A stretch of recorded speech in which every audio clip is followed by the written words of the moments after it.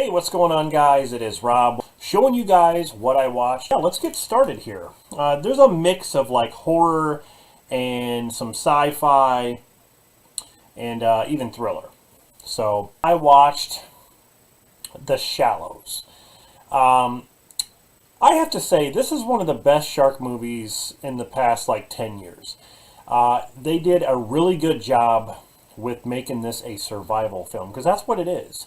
The shark is basically circling Blake Lively. You know, she's injured, she's stuck on this rock, and she's trying to get off and get to shore, but this shark just keeps messing with her.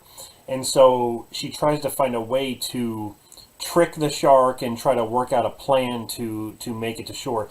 There are plenty of death scenes in this, and the shark just looks really, really good. I was just so surprised on how they did it. But Blake Lively did a good job. And, you know, there are other characters in the movie, but it just mainly focuses on her, you know, and her survival. So, a really good shark movie, guys. I saw this in the theater, actually, and I was really, really surprised by it. So that's the first one, Arachnophobia. Now, Jaws made me afraid of sharks. This movie made me afraid of spiders. And I saw this movie at a very young age, and it's definitely one of my favorite Jeff Daniel films.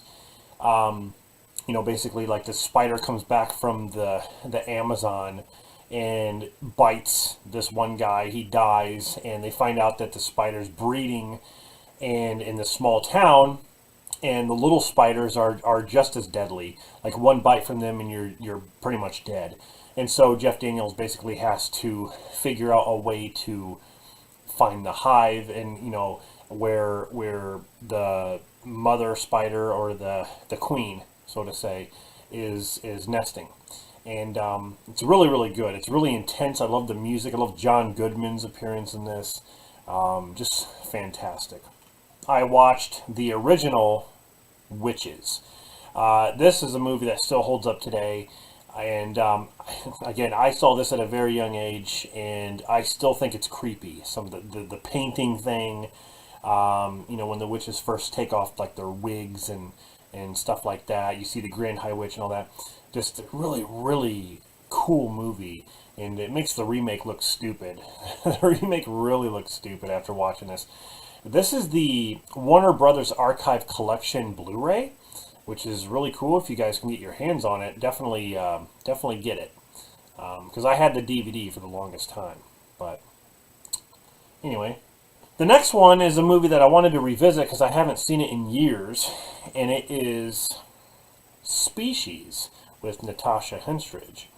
You also have Michael Madsen in here, Alfred Molina, you know, Dr. Octopus himself. You got Forrest Whitaker, Ben Kingsley. A really good cast in this.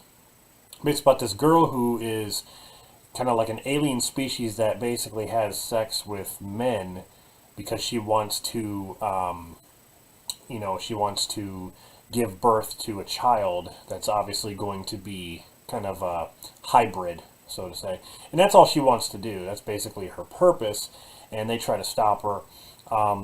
Definitely the best one out of the Species movies. I mean, the Species movies are just kind of like, eh. This one, I still feel like this one's good. I wouldn't say it's great, but it's good.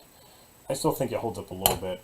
Now, this one is a Flicks Mix DVD that has a compilation of different scenes from all the best horror films.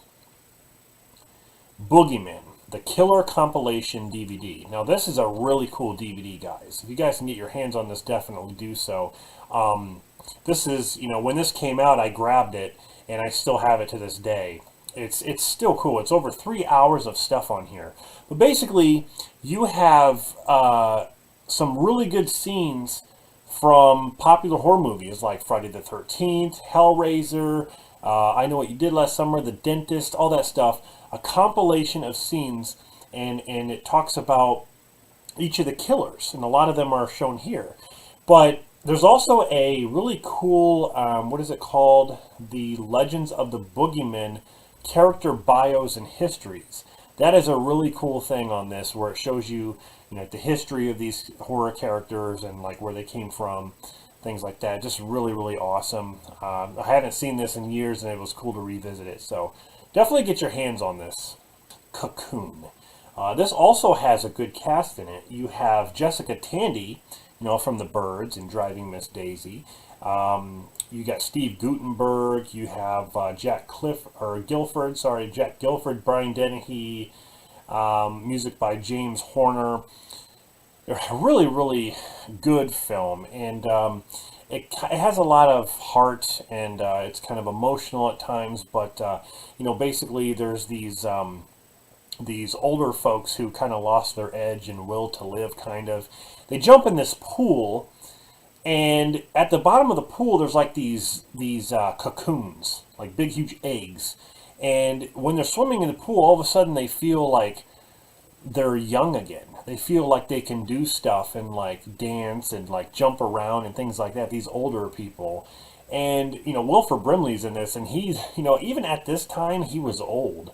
I think I don't remember when this was, 1985, and Wilford Brimley still looked like he was an old man.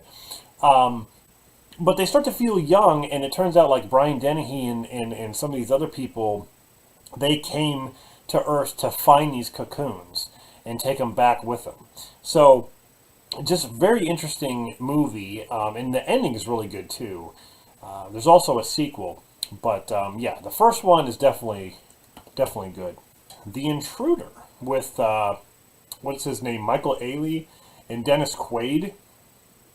About this couple that moves into this house, and the owner of the house basically doesn't want to leave.